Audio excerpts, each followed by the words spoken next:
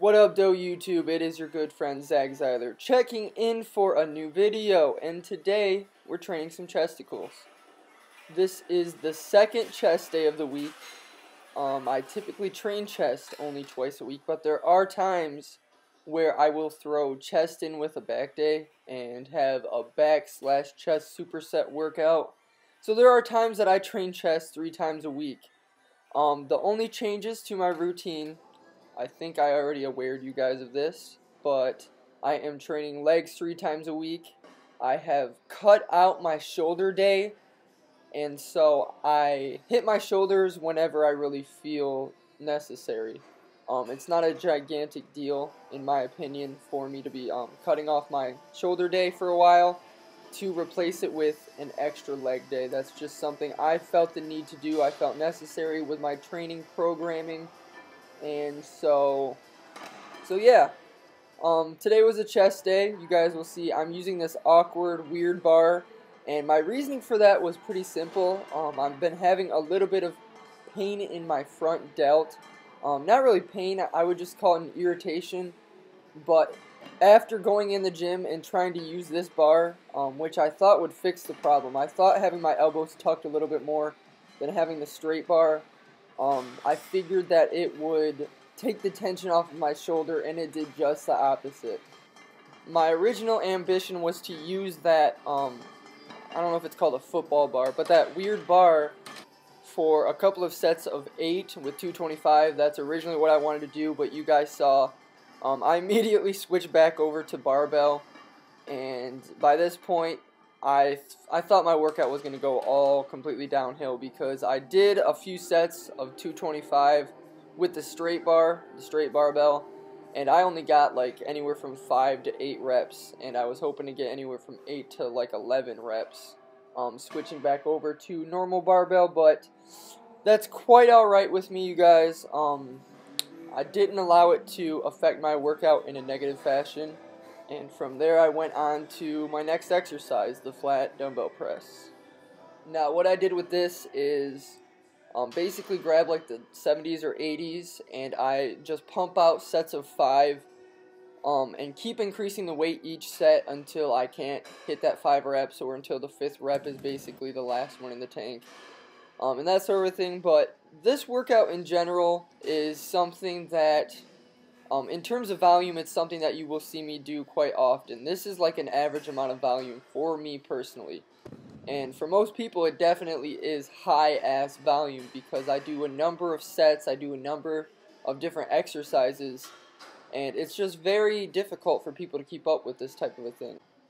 Now, it's pretty interesting what actually got me started with this high-volume training and stuff like that, because I've always did this.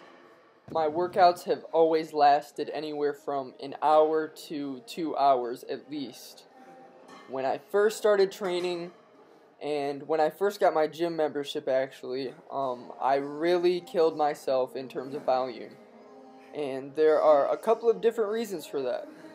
One of those reasons, many people don't come to the realization of me going through like the cancer treatments and stuff like that. And I don't talk about it too often, but they don't like take that into consideration, the toll that that had on my body and on my mind.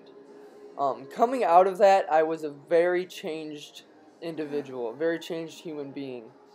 And when I started going to the gym, it was for more than just getting in shape and looking good. Of course, I wanted to get back to my previous state of being really athletic and stuff like that. But going to the gym for me was a release of negative energy.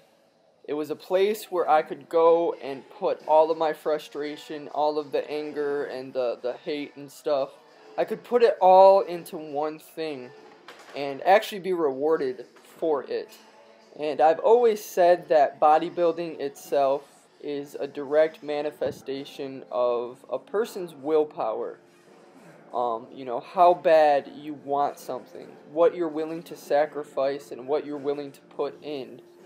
The product is a manifestation of what is put into the task. And it's something I guess I just fell in love with really early on.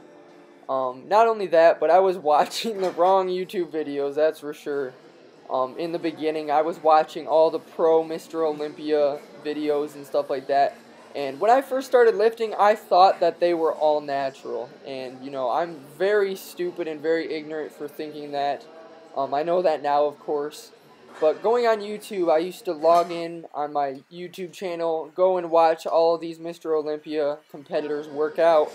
And I used to apply their workouts to myself, and I'd go to the gym and try to do the same thing, thinking that it would give me the same type of result. And I guess that's the story behind my volume training. I set myself up from the very beginning, and since then it has really just become a part of who I am and what I do. And, you know, obviously it's not a bad thing. I mean, if I were to tell you guys that you have to be doing this type of volume, if I preached it all the time, you know, at that point I would understand. You guys would be like, hey, Zach, you shouldn't be saying that. You shouldn't be telling individuals to do the same amount of volume, because I understand that it's not for everybody. You have to go through and find what type of training styles, what type of workouts, what type of nutrition, supplementation. You have to find that all on your own, and it takes so much time to do that in itself. But the sooner you figure it out for your body type, the sooner you're going to be successful, and the sooner you're going to see greater results.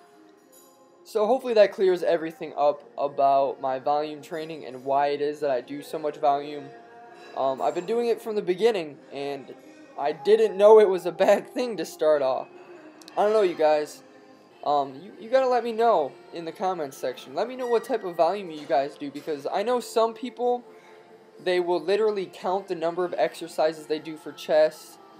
They count the number of exercises they do for like triceps, and they don't go over that number of exercises or that number of sets. That's what I meant. They don't go over that number of sets per workout. They only do like 20 sets of chest per workout, or 15 sets.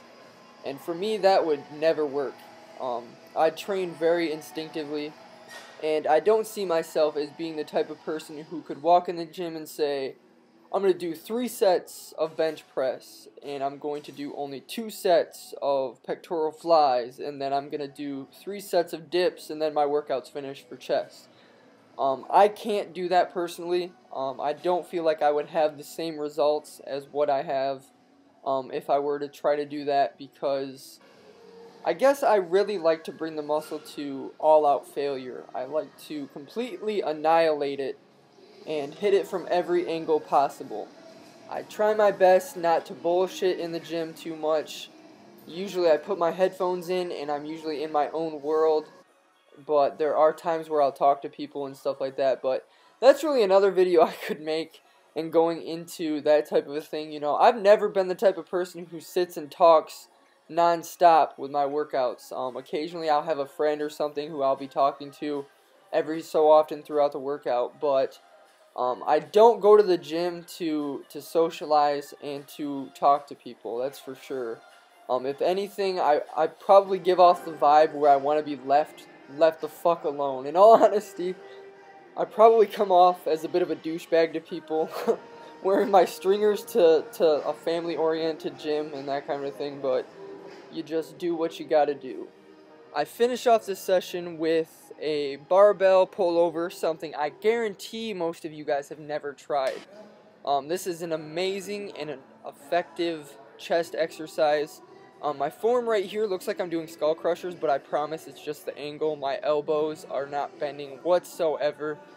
But this is a lot different. It feels a lot different from a dumbbell pullover. I would highly recommend you guys try this out. You don't have to go extremely heavy to get a good chest contraction, but that is the workout. I finished off with that pullover movement, and right here doing a little bit of posing. And something I want to tell you guys is that when I do this posing in this gym, it is empty. I have a few of my gym buddies that are there in the video actually right now. But other than that, I literally do not pose in the gym. I never ever take off my shirt unless it is like 2 a.m. or completely empty. And you guys are familiar with the fact that I like to work out with an empty gym to begin with, so if I'm going to be in there posing like an idiot, then you better believe that it will be empty. that's the video, you guys. Thank you very much for watching. Talked a little bit about some random ass topics and such, so please let me know what you would like to see next and that sort of a thing. I love you guys so much. Peace out. Bye.